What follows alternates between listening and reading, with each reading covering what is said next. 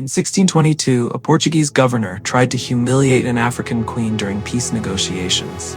He sat on his throne and refused to give her a chair, forcing her to stand like a servant while he looked down at her. Most rulers would have either accepted the insult or walked out in rage. But Queen Nzinga, she did something so bold that 400 years later, people still talk about it. This is the story of the woman who refused to bow to Europe's most powerful empire and won.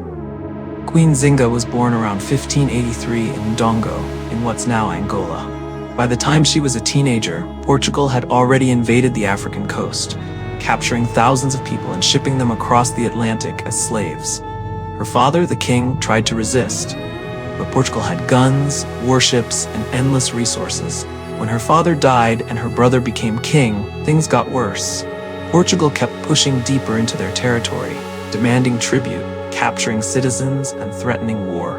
So in 1622, her brother sent Nzinga to negotiate peace with the Portuguese governor in Luanda. She walked into that meeting knowing one thing: show weakness, and her people would pay the price.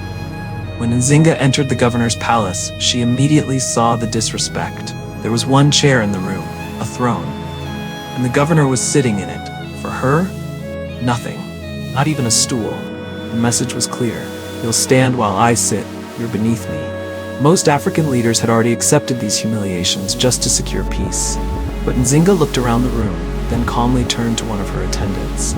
Without saying a word, the attendant got on her hands and knees. Nzinga sat on her back, creating a human throne. Now she and the governor were eye to eye. The room went silent. Portuguese officials stared in shock. The governor's face turned red. But Nzinga? She sat there calmly and began negotiating as an equal. The negotiation worked. Portugal agreed to a temporary peace and returned some captured citizens. But Nzinga wasn't done. When the meeting ended, she stood up, looked at her attendant, and said, "A queen never uses the same chair twice." Then she walked out, leaving the attendant behind, free. It was a power move no one ever forgot.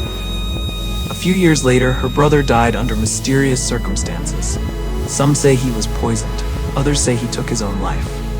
Either way, Nzinga became Queen of Ndongo, and Portugal, along with rival African chiefs, thought the kingdom would collapse. They were wrong.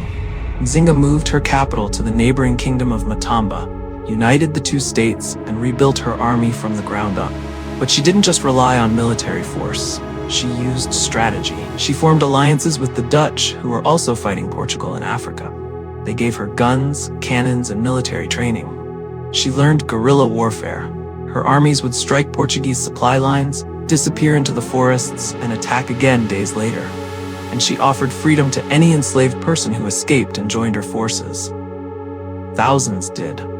Her army grew, her influence spread, and Portugal realized they weren't dealing with just another African leader. They were dealing with a military genius. For over 30 years, Queen Nzinga fought Portugal. Let that sink in. 30 years. Most wars lasted a few years. Most leaders gave up, fled, or were captured. But Nzinga? She never stopped. She disrupted Portuguese slave raids, protected displaced communities, and turned Matamba into a powerful trading state that rivaled European-controlled ports. Portugal tried everything to defeat her. They sent larger armies. She outsmarted them.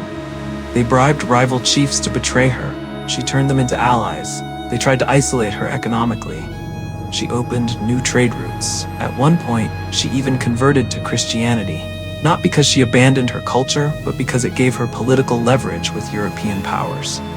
She used every tool available: diplomacy, intelligence, religion, military strategy, and pure willpower. And she did it all while leading from the front. Even in her 60s, Nzinga personally commanded troops in battle. Think about that. A 60-year-old woman on horseback, leading soldiers into combat against one of Europe's most powerful empires. In 1657, after decades of resistance, Portugal finally agreed to negotiate on Nzinga's terms. She secured her kingdom's independence, stopped the slave raids in her territory, and was recognized as a legitimate queen by European powers. She ruled until her death in 1663 at the age of 80. Still in power, still undefeated. Today, Queen Nzinga is remembered as one of Africa's greatest leaders. Statues honor her in Angola. Schools, streets, and institutions carry her name. Her story is taught across the continent and increasingly around the world. But in the West, most people have never heard of her. We learn about European queens like Elizabeth I or Catherine the Great. But Queen Nzinga, who fought the most powerful empire of her time for 30 years and won? Silence. Queen Nzinga proved that true power isn't just about armies or wealth. It's about refusing to accept someone else's definition of your worth. It's about protecting your people, even when the odds are impossible. It's about sitting on a human throne in a room full of colonizers and saying, "I will not kneel." If this story inspired you, hit that subscribe button so we can keep bringing you the untold history they don't teach in school.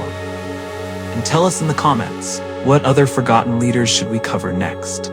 This is Beyond the Timeline, where history lives and legends rise again.